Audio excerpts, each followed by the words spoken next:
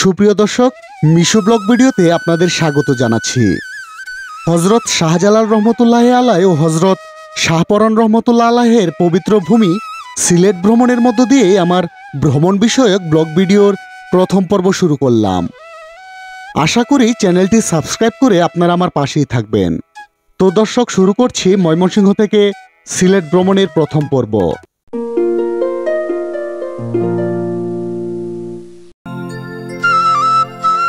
এ পর্বে আপনাদের জানাবো কিভাবে ময়মনসিংহ থেকে সিলেট যাবেন, কোথায় থাকবেন ইত্যাদি ইত্যাদি। ময়মনসিংহ থেকে বেশ কিছু বাস সকালে ও রাতে সিলেটের উদ্দেশ্যে ছেড়ে যায়।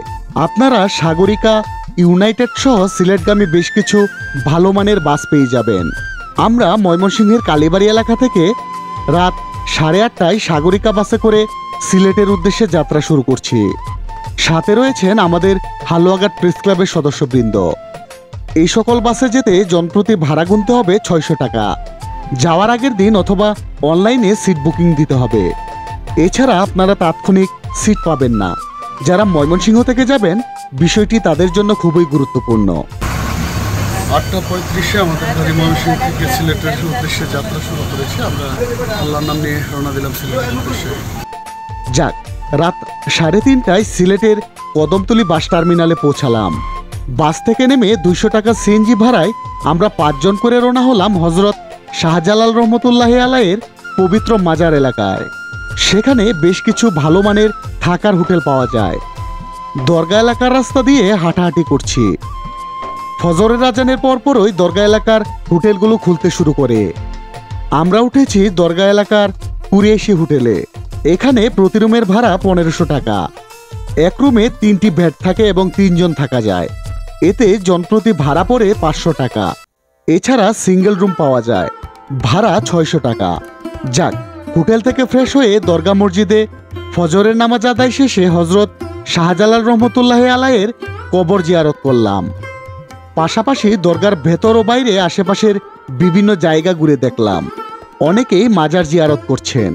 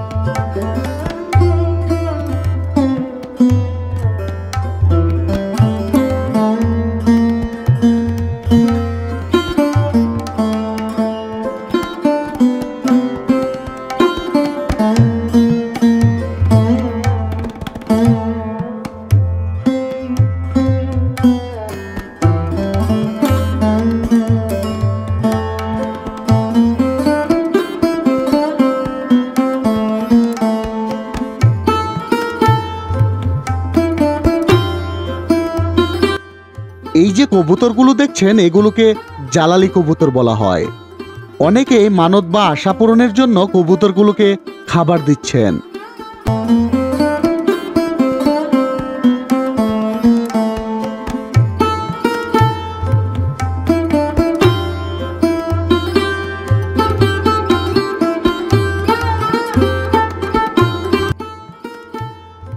যেহেতু মাজারের ভেতর ছবি বা ভিডিও করা নিষেধ, তাই ভেতরের চিত্র আপনাদের দেখাতে পারলাম না।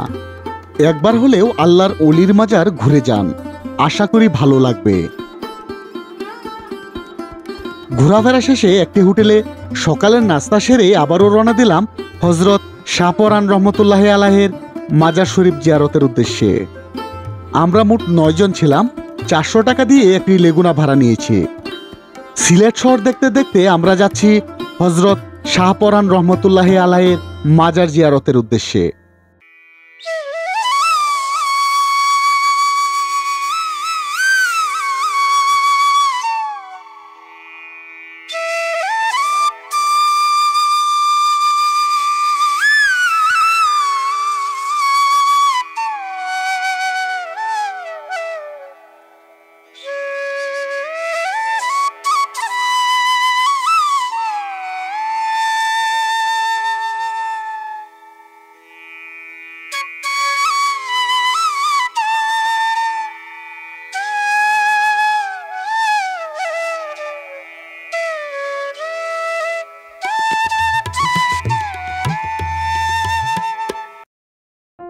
যাক, শহরের যানজট ছাড়িয়ে আমরা পৌঁছে গেলাম মাজারে।